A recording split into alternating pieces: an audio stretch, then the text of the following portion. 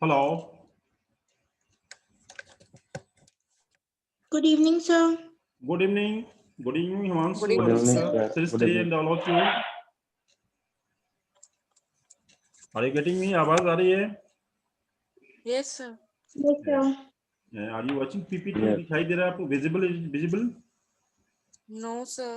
PPT not visible. Characteristics features of welfare state. Is it not visible? No, sir. Oh, let's see.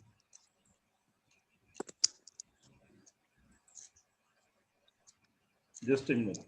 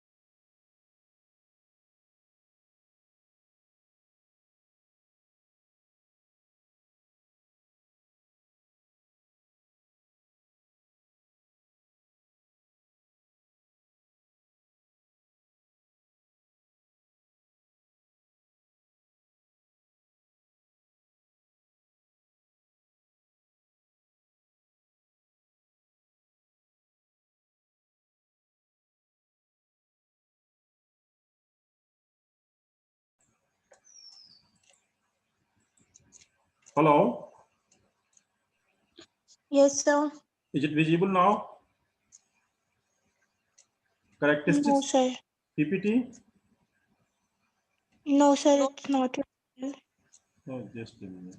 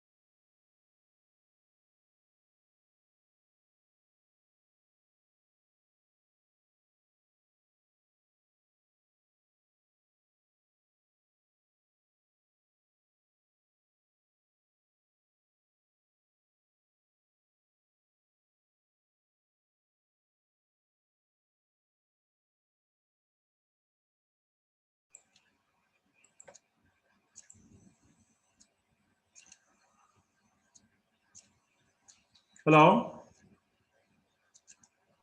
Yes, sir. I will check it later on. Okay.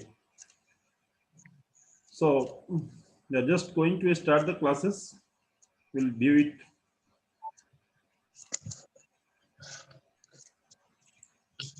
In break session. Okay. Yes, sir. Yes. So yesterday we elaborated welfare state. So under the welfare state, 8 to 10 points I discussed. Rest of the points remained. So I think last point it was called, it is a also is called service state. Service state वाला point जो था मैं discuss किया था उसके आगे नहीं हुआ था. Is it right? Do you remember? Yes, sir. Yes, sir. Yes. Continue in that order. Firstly, we will discuss about characteristics, features of welfare state. जो whatever the points remained yesterday, पहले हम उसको डिस्कस करेंगे under this heading, and later on other subheadings or point will elaborate. Next one, welfare state at the part of social justice.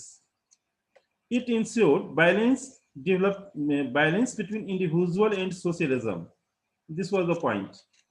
Socialism means society and individual. Always the welfare state focus on individual development. That is the total opportunity to individual, freedom to it provide freedom to individual, like freedom of expression, freedom of religion, and other freedom provided in Indian Constitution. Similarly, collective living, that is the cultural, social values, collective way of social development. Individual and society both are interdependent. So, the welfare state focus on both individual as well as society. Next point, it follow mixed economic pattern. Earlier, we also elaborated mixed economic pattern. So here private and public sector both will join hand in the process of nation building or development. Primary, secondary and tertiary sectors, all the sectors should be included, and in this development, government along with the private section, private agencies or private companies or factories, that will also join hand with the government, और ये दोनों साथ साथ मिलकर काम करते हैं, जो हमारे देश में आज है इसी तरह की मिक्स्ड इकोनॉमिक पैटर्न. नेक्स्ट है प्लानिंग और प्लान्ड डेवलपमेंट.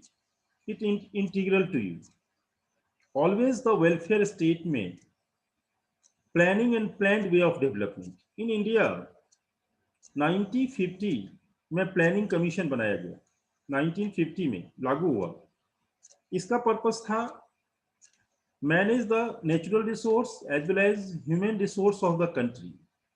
हमारे देश के नेचुरल रिसोर्स और ह्यूमन रिसोर्स का इफेक्टिव मैनेजमेंट, दैट इज कि लिमिटेड रिसोर्स से ज्यादा हम उसको मैनेज करके उससे फायदा लेके हम सोशियो इकोनॉमिक डेवलपमेंट को कैसे इंश्योर करें.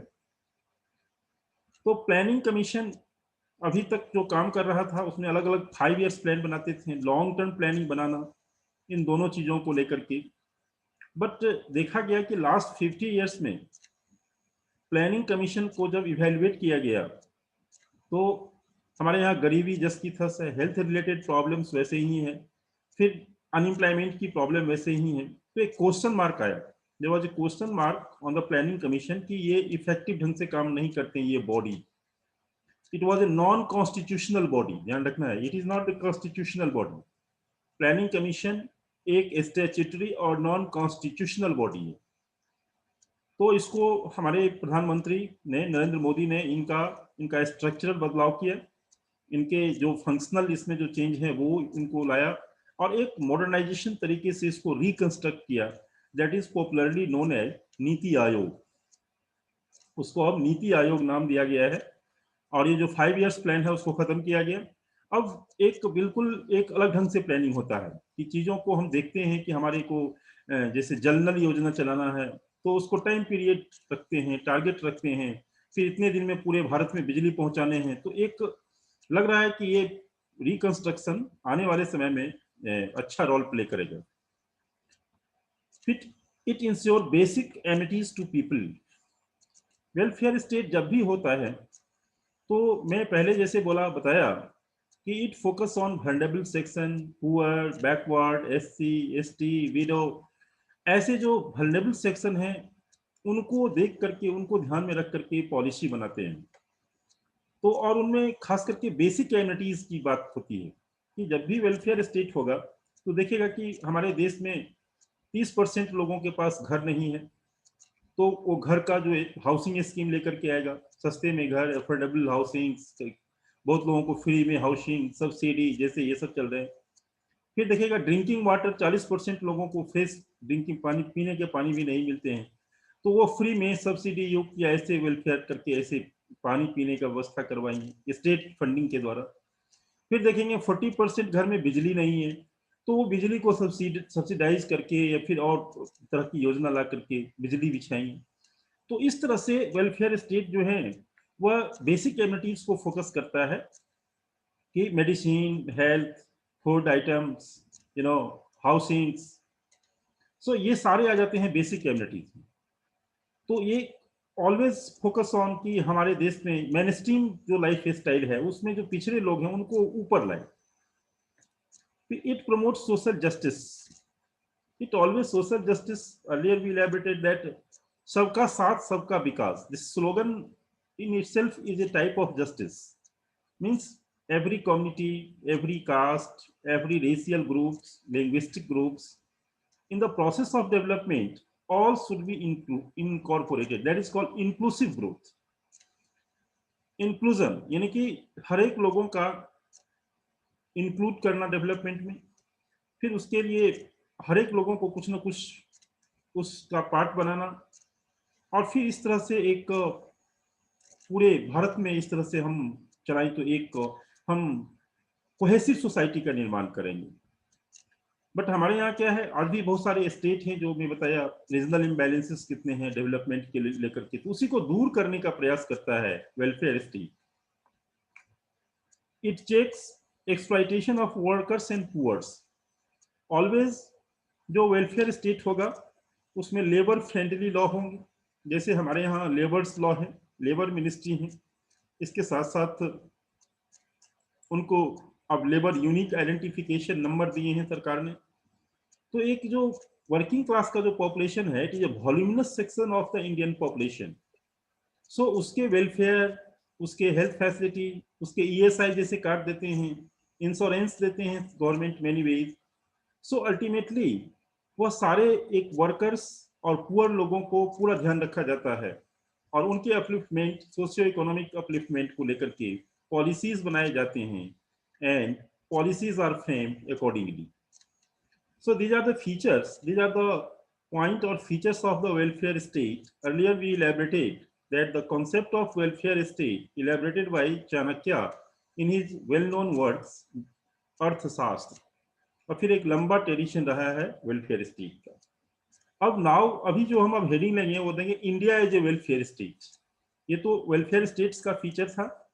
अब हम देखेंगे कि भारत एक लोकतांत्रिक, लोक कल्याणकारी एक वेलफेयर स्टेट कैसे है, इनमें क्या क्या पॉइंट हैं, किस आधार पे हम कर सकते हैं, how can you prove that India एक वेलफेयर स्टेट है, ऐसे भी क्वेश्चन आते हैं कि do you think India is a welfare state in fact in reality, या India is a welfare state evaluate और डिस्कस, ऐसे करके क्वेश्चन देते हैं।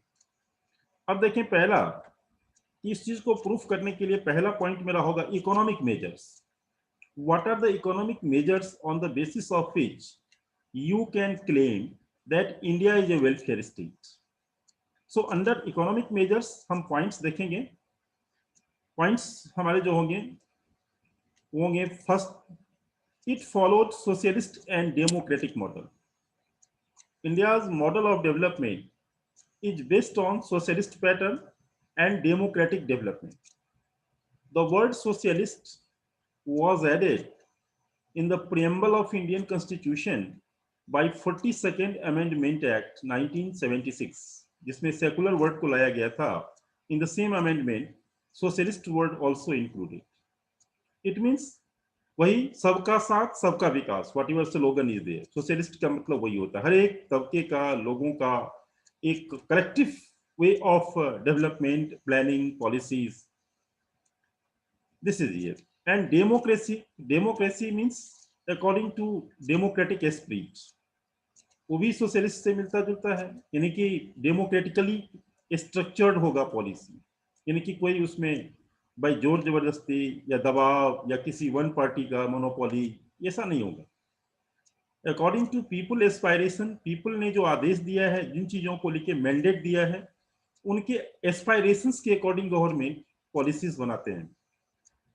तो एक तो डेमोक्रेटिक डेवलपमेंट भी इससे होता है। फिर लोगों की जो नीड है, वो जो आप वोट मांगने जाते हैं, जनता कहता है कि भाई हमें 370 हटाओ, हमें राम मंदिर बनाओ, तो देखो सरकार ने, डेमोक्रेटिक सरकार ने उस एक तरीके से दोनों काम को सॉल्व किए। तो इसी तरह से डेमोक्रेटिक तरीके से पॉलिसी बनते हैं। और जो ब्यूरोक्रेटिक ऑर्गेनाइजेशंस होते हैं, जो एक्सिक्यूट करने वाले जो बॉडी होते हैं, that is also working in democratic वे, उनकी डेमोक्रेटिक रिस्पॉन्सिबिलिटी होती है, वो भी अकॉर्डिंगली काम करते हैं, फंक्शन करते हैं। Second, it followed planned economic borrowed from Russia.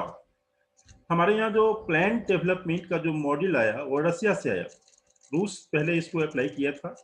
And by that time Nehru was the prime minister. उन्होंने रशिया से बहुत अच्छे उनके संबंध थे, उन्होंने उसी आधार पर इंडिया में भी डेवलपमेंटल का मॉड्यूल लाया कि दैट इज द प्लान्ड वे, और प्लानिंग कमीशन को लागू किया और इस ढंग से हम काम करेंगे। तो प्लानिंग कमीशन का जो planned way of development welfare state में होता है कि हम अलग अलग 5 ईयर्स प्लान में टारगेट सेट करते हैं। लेकिन अब अफसोस की बात है कि 90 तक हमारे कोई भी 5 ईयर्स प्लान किसी भी टारगेट को हासिल नहीं कर पाया। हर एक 5 ईयर प्लान में टारगेट हासिल नहीं होता और ग्रोथ रेट बहुत ही कम था।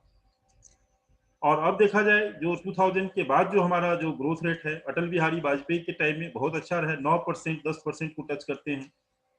फिर यूपीए फर्स्ट कांग्रेस के टाइम में भी डेवलपमेंट, मनमोहन सिंह का फर्स्ट टर्म के टाइम में जीडीपी बहुत अच्छा रहा। तो एक देखेंगे कि ये जो पैटर्न है वो दिखाता है वेलफेयर स्टेट को। फिर third, centralize, controlled and mixed economy. Centralize जो चीजें हैं हमारे यहाँ सेंट्रलाइजेशन का मतलब कि पावर डिसेंट्रलाइज किया गया है, लेकिन पंचायती राज, स्टेट और एवरीथिंग से लेकर के कि we all are the citizen of India, इस होने के नाते हमारा सारा रेसिडुअरी पावर जो है केंद्र सरकार का, हमारा आइडेंटिटी बनता है भारत का, स्टेट का नहीं। सो अभी भी हमारे यहाँ पावर सेंट्रलाइज है, यानी टोटल यदि हम फेडरल स्ट्रक्चर देखें इन कॉन्स्टिट्यूशन, तो everywhere union is dominating. India is A union of state, और स्टेट को अलग पावर है, चीजें हैं, फ्रीडम है, बट सब में रेसिडुअरी पावर जो है वह यूनियन के पास होता है, और यूनियन पूरे चीजों का परसेप्शन तय करते हैं। तो ये भी है कि सेंट्रलाइज्ड स्ट्रक्चर है। फिर उसके बाद मिक्स्ड इकोनॉमी मैंने डिस्कस किया। फिर फोर्थ है LPG model followed in 1991, that is year. LPG का मतलब भी था एक तरह से वेलफेयर स्टेट के नाम पर में एक लिबरलाइजेशन, ग्लोबलाइजेशन करके पूरे भारत का एक इंटीग्रेटेड डेवलपमेंट को इंश्योर करना। बट इसका रिजल्ट कुछ थोड़ा सा वैसा रहा कि इसका बेनिफिट बाकी लोगों को नहीं हुआ, कुछ प्रोफेशनल क्लास तक ही रहा।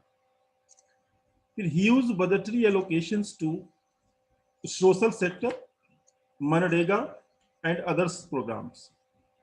अब देखिए दुनिया के किसी भी देश में जितना भारत में सोशल सेक्टर्स के लिए काम किया जाता है, विमेन वेलफेयर के लिए, मनरेगा के लिए, JNNURM के लिए, फिर स्लम के लिए, फिर रूरल इंफ्रास्ट्रक्चर, रूरल डेवलपमेंट के लिए, वह किसी भी देश में नहीं है। सो ये दिखाता है कि इंडिया का जो स्टेट का स्ट्रक्चर है वह वेलफेयर है। सरकार रोड बना रही है, सरकार बिजली लगा रही है, सरकार घर बना रहे हैं, टीके लगा रहे हैं, सारे जितने भी लोगों की दिखते हैं उनको सरकार सॉल्व कर रहे हैं। तो इस तरह से देखा जाए तो एक वेलफेयर स्टेट में ही ऐसा होता है। आज अमेरिका के सरकार टीके लगाने नहीं जाते हैं, अमेरिका के सरकार किसी का टॉयलेट बनाने नहीं जाते हैं, एंड यूएसए गवर्नमेंट बड़े बड़े प्लानिंग करते हैं। तो उसका रीजन है कि हमारे देश में जो प्रॉब्लम अलग है, उनकी कंटेक्स्ट अलग है, हमारे यहाँ पॉवर्टी है, इश्यूज हैं, तो उससे हम कंपेयर नहीं कर सकते हैं। ये तो पहला हुआ। These are the economic points, economic measures on the basis of which we can reasonably claim that India is a welfare state. Second है constitutional measure, कि what are the constitutional feature? Are you getting my points? All of you, sound आ रही है, आवाज आ रही है? Yes, sir. Yes. Yes, sir. So constitutional measures now we will discuss. Under the constitutional measure, what are the constitutional features on the basis of which you can say, reasonably say that India is a welfare state? First, right to equality. Article 14 to 18, fundamental right. ये एक rickshaw puller से लेकर के एक भारत के जो बड़े प्रधानमंत्री हैं उनको भी इतना ही राइट है. तो इस ढंग से हम जेंडर इनइक्वालिटी को दूर करने की कोशिश किए. उसके बाद हम इक्वल अपॉर्चुनिटी की बात करते हैं, एबोलिशन ऑफ टाइटल की बात करते हैं इसमें, और कई सारे जो फ्रीडम इंडिविजुअल राइट की बात करते हैं, प्राइवेसी राइट की बात करते हैं. तो ये जो आर्टिकल हैं यह दिखाते हैं कि ये एक होमोजेनस सोसाइटी यानी एगलिटेरियन सोसाइटी के लिए हमारा संविधान भी कहता है कि इस तरह का सिस्टम है. Second, right against exploitation. Article 23 and 24. 23 में ट्रैफिकिंग से रिलेटेड है. ये दो आर्टिकल्स काफी रेलिवेंट हैं, अक्सर फिल्म्स में पूछे जाते हैं. Human trafficking. Under 23 human trafficking is ban. कोई भी व्यक्ति किसी व्यक्ति को खरीद नहीं सकता, गुलाम नहीं बना सकता किसी भी कीमत पर. और 24 refers to abolition of child labour. 14 वर्ष से कम उम्र के बच्चों को एक काम में लगाना, रोजगार में लगाना, ऐसे खतरनाक इंडस्ट्रीज में काम करवाना, इट्स बैन. सो किसी भी व्यक्ति का एक्सप्लॉयटेशन नहीं हो, ऐसा constitutive fundamental rights. So this two articles are very important. और ये दिखाता है कि हम एक ह्यूमन सोसाइटी हैं, हम बच्चों का भी केयर करते हैं, हम महिला और बच्चे का जो देश में खरीद फरोख्त होते हैं उस पर से रिलेटेड लॉ हैं. हर एक व्यक्ति मैं क्या करूंगा ये मैं डिसाइड करूँ. किसी को फोर्स डाउन आप नहीं कर सकते हैं किसी काम करने के लिए. तो ये सारे अधिकार इसके अंदर में प्रोवाइड किए गए हैं, हर एक व्यक्ति का यह राइट है. थर्ड है freedom of religion. Article 25 to 28.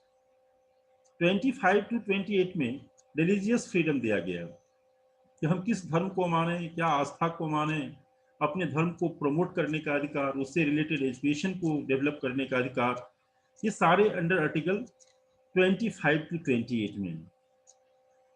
Fourth point, formation of SC, ST, minority and women commission. It is all these here now SC, ST and minority are the constitutional body, but women commission is not the constitutional body, it is a statutory body. ये एक अलग से बना हुआ संस्था है. अब ऐसे कमीशन जब किसी देश में बनते हैं तो उसका पर्पस होता है कि for the special section, special provision, special administrative wings बनाए गए हैं. And it is apex commission which control, monitor और इंश्योर और save the vested interest of these communities.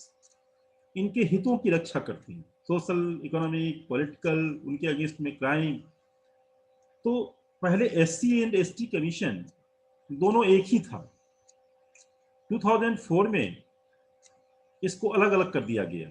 SC schedule caste commission को इंडिपेंडेंट बना दिया गया और शेड्यूल ट्राइब कमीशन को भी दो इंडिपेंडेंट बॉडी बना दिया गया. पहले एक ही बॉडी के अंदर में दोनों थे.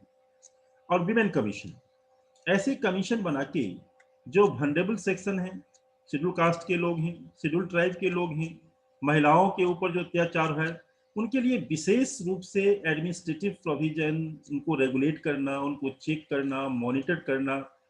तो ये वेलफेयर स्टेट में ही हो सकता है. स्पेशल राइट, कॉमन राइट के बाद उनके लिए एक प्रोटेक्टिव सेफ्टी वल्व दिया गया है by this commission, by constitutional commission है ये दोनों खास करके.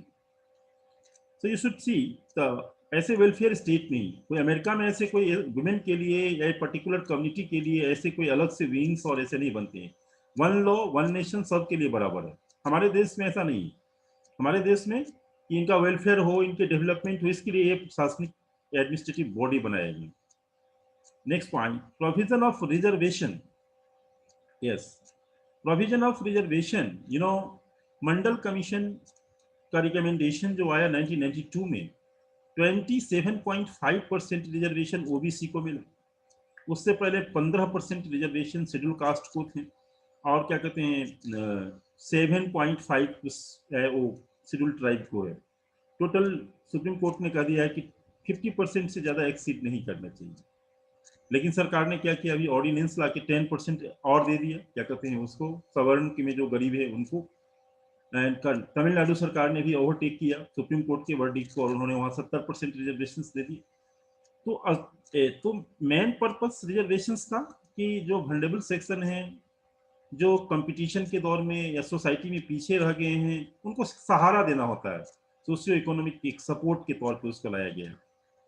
तो इस तरह से रिजर्वेशंस पॉलिसी भी दिखाता है कि इंडिया एक वेलफेयर स्टेट है। भारत जो ऐसे पिछड़े लोग, दलित हैं, कुचले लोग, शोषित, इन लोगों को एक स्पेशल स्टेटस प्रोविजन, इसके अलावा और भी बहुत सारे हैं, जैसे उनको एजुकेशन में फ्री देते हैं, स्कॉलरशिप देते हैं, बहुत सारे फ्री। उनका पर्पस है कि उस समाज को बदलना और ऐसे समाज को भारत के मुख्य धारा में शामिल करना, और एक तब हम एक आइडियल समाज का निर्माण कर पाएंगे। So when only a welfare state, such type of provisions are made. Article 38. Article 38. It elaborates public welfare and quality of income. Equality of income. Public welfare, that is the welfare related program, हमारे देश में काफी हैं। Public welfare से related government बहुत सारे काम कर रहे हैं। और दूसरा है इक्वालिटी ऑफ इनकम। अब ये तो देखो by theoretical you can say कि हाँ ठीक है, ऐसा है, हमने सैद्धांतिक रूप से बनाया, बट प्रैक्टिकल रूप से कहना कि भारत में इक्वालिटी ऑफ इनकम है, बहुत ही अटपटा सा लगता है। Are you getting my points? Yes, sir. क्योंकि इतने गरीब अमीर में बहुत ज्यादा गैप बढ़ गया, बहुत लोग पैसे वाले हैं, बहुत बिल्कुल गरीब हैं, एंड एलपीजी मॉडल के बाद जो रिच हैं और ज्यादा रिच होंगे, गरीब, और इनइक्वालिटी बहुत ज्यादा है।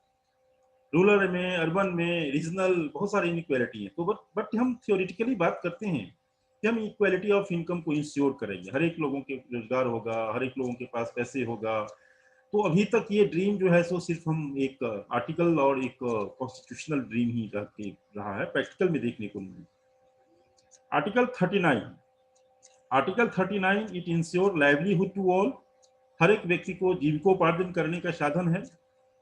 Focus on collective interest, that is the collective interest is more important than the individual interest.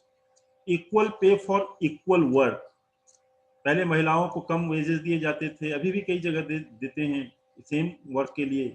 तो ये 29A में है, 29 में ओनली 29 में कि equal pay for equal work, हर एक लोगों को जो एक समान काम करता है उसको एक समान वेतन मिलना। सरकार को देते हैं, लेकिन प्राइवेट में बहुत सारे डिस्क्रिमिनेशन है, भेदभाव हैं, महिलाओं को, खास करके महिलाओं को नहीं मिलते। फिर है against exploitation of women and children, and बहुत सारे जो लॉ हैं वह महिलाओं के एक्सप्लॉयटेशन के विरुद्ध सरकार ने लॉ बनाया है। बच्चों का आप एक्सप्लॉयटेशन नहीं कर सकते हैं, उससे रिलेटेड लॉ बनाया है। तो ओनली वेलफेयर स्टेट में ऐसे प्रोविजंस होते हैं।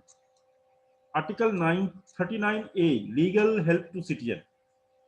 लीगल हेल्प टू सिटीजन, खास करके हर एक सिटीजन को जो लीगल हेल्प सरकार देते हैं, कोई कानूनी उसको मुकदमे हैं, केस हैं, तो वहां पर में एक पब्लिक प्रोसिक्यूटर जो होते हैं वह जनता की तरफ से, एक इंडिविजुअल की तरफ से वह होते हैं।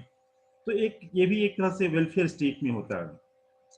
Article 41 to ensure public work, education, help to diseased and old age person, लोगों को, ओल्ड एज लोगों को फिर शिक्षा देना, जैसे फंडामेंटल राइट हमने बनाया 21A कि fundamental free and compulsory education. तो एक वेलफेयर स्टेट में ही ऐसे लॉ बनते हैं। ओल्ड एज लोगों के लिए हमने अलग से प्रोविजन किया है, उनको उनके वेलफेयर से, मेडिकल हेल्प से, उनके safety, security, old age pension देते हैं। तो ओनली वेलफेयर स्टेट में ही ये से बनते हैं लॉ।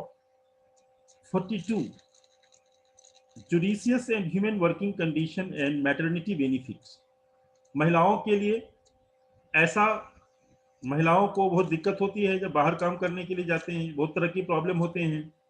तो उनको पहला तो मैटरनिटी लीव मिला, 6 महीने का मिला है, 25 सप्ताह हो गया, 26 सप्ताह देते हैं आज की डेट में।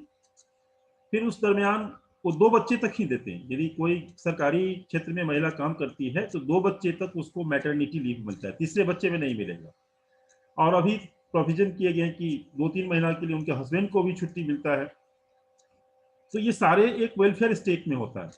उनका सैलरी मिलेगा, हस्बैंड का, वाइफ का, दोनों का, यदि वो जॉब करते हैं तो। फिर 46 ये वेरी इंपॉर्टेंट आर्टिकल्स है, कई बार फिल्म्स में पूछे गए हैं। एजुकेशनल एंड इकोनॉमिक इंटरेस्ट पूरी तरह से आप रिपीटेड आए हैं, स्टेट की सीएस में पूछे जाते हैं।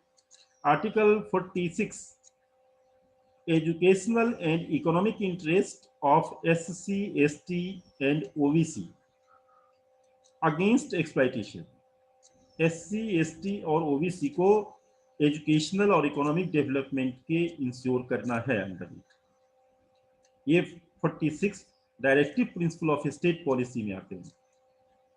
ठीक है, तो ये आर्टिकल आप ध्यान रखिएगा। 46 एजुकेशनल एंड इकोनॉमिक इंटरेस्ट, इतना वर्ड ध्यान रखना, of SC ST and OBC, पूरी तरह से इसको याद कर लो।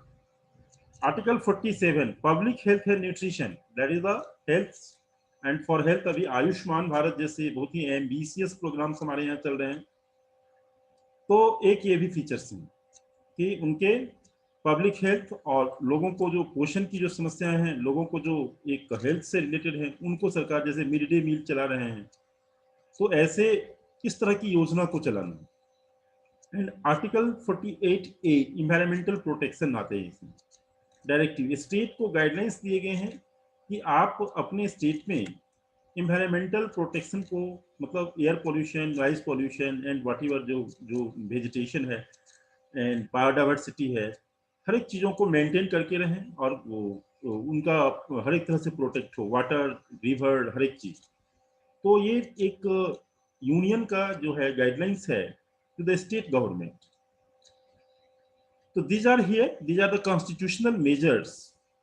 ये सारे कॉन्स्टिट्यूशनल मेजर्स के आधार पे we can reasonably claim that India is a welfare state.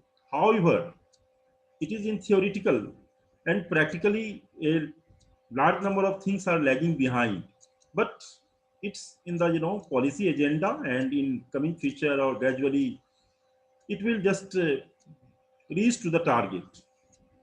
So इस ढंग से इसको आप लिखोगे बैलेंस करके कि हम एनालिसिस इसमें ये दे सकते हैं वही कि सारे फीचर्स तो हैं थियोरेटिकल, बट हम प्रैक्टिकल बहुत सारी चीज नहीं देखते हैं। बहुत सारी चीज देखते हैं, विजिबल है, हम की सरकार ऐसा डिसीजन लिया, ऐसा पॉलिसी लाया, बट बहुत सारी चीजें ऐसे हैं जो देखने को नहीं मिलता है। तो वहां पे हम बैलेंस अपने लैंग्वेज को करेंगे। These are the constitutional measure of welfare states. ठीक है, हेलो, Yes, sir. अभी 2 मिनट में आप लोगों का लिंक फेल करेगा, तो you will stay connected, I will send you the link and again you will be admitted. ठीक है, अभी 2 मिनट है time. So now discuss the social measures. What are the social measures? Economic measures we elaborated, constitutional measures we elaborated. Now we see what are the social measures on the basis of which you can say that India is a welfare state. First, socialist pattern of growth. Socialist pattern that we discussed. 42nd Amendment Act 1976, the word socialist was added in the preamble of Indian Constitution. India is a sovereign socialist democratic republic. हम preamble में पढ़ते हैं ऐसे। तो socialist पहले नहीं था, original constitution में नहीं था। इट वाज 76 में सुधार करके इसको लाया गया। मींस एक सबका साथ, सबका विकास, इंटीग्रेटेड डेवलपमेंट, और जो खास करके जो पिछड़े तबके के लोग हैं उनको, विलेज, मतलब ओवरऑल इस तरह से जब मॉड्यूल ऑफ डेवलपमेंट होता है जिसमें कि हर एक तबके के लोगों के लिए कुछ ना कुछ होता है, तो this is called socialist pattern. Social welfare program, that is social welfare programs बहुत सारे सरकार चला रहे हैं, हमारे देश में हैं। मनरेगा से लेकर के, फूड सिक्योरिटी से लेकर के, हाउसिंग स्कीम, उज्ज्वला योजना, आदर्श सांसद आदर्श ग्राम योजना, बहुत सारे ऐसे जो प्रोग्राम हैं ओल्ड एज के लिए, महिला के लिए। तो ये सारे सोशल वेलफेयर जो प्रोग्राम्स हैं वह वेलफेयर स्टेट में होती हैं। Distribution of economic resources, this is ये कि इकोनॉमिक इक्विटेबल डिस्ट्रीब्यूशन की बात कही गई है। कि हमारा जो रिसोर्स है उसका इक्विटेबल डिस्ट्रीब्यूशन है। सो ये इक्विटेबल नहीं है। जैसे मैं बोला कि अब इसका बेनिफिट अपर क्लास के लोग ज्यादा ले रहे हैं, लोअर क्लास के लोगों को पिछड़े हैं अभी भी, उनका उनका इनकम लेवल कम है, किसानों का इनकम लेवल कम है, जो लोअर वर्किंग क्लास के जो लोग हैं उनकी जो वेजेस और जो इनकम है वो कम है, और 20% 25% लोगों के पास बहुत पैसा है। तो ये इन चीजों को बैलेंस करना होगा कि आप flow of capital should be to the rural area, you know, poor section, और उनके जो वेजेस वगैरह है उनमें बढ़ोतरी होनी चाहिए, like that. Then promotion of inclusive growth. Inclusive growth it refers to वही दैट स्लोगन, सबका साथ सबका विकास। हर एक तबके, हर एक कास्ट, हर एक धर्म, अब माइनॉरिटी में मुस्लिम का डेवलपमेंट नहीं हुआ, पॉवर्टी रेट बहुत ज्यादा है, फिर ट्राइबल्स का जो इकोनॉमिक डेवलपमेंट उतना नहीं हुआ, शेड्यूल कास्ट की प्रॉब्लम है। इंक्लूसिव ग्रोथ का मतलब एक इक्विलिब्रियम बना करके हर एक जाति का, हर एक धर्म के लोगों का, हर एक रीजन का जब हम एक बैलेंस डेवलपमेंट करते हैं तो this is called inclusive growth. और उसमें सबको उसका बेनिफिट, जो ग्लोबलाइजेशन आया तो रेवेन्यू जो बढ़ा, तो उसका रेवेन्यू का जो बेनिफिट है वो 80% लोग में नहीं गया, 20% लोगों के हाथों में रह गया। That is called professional class.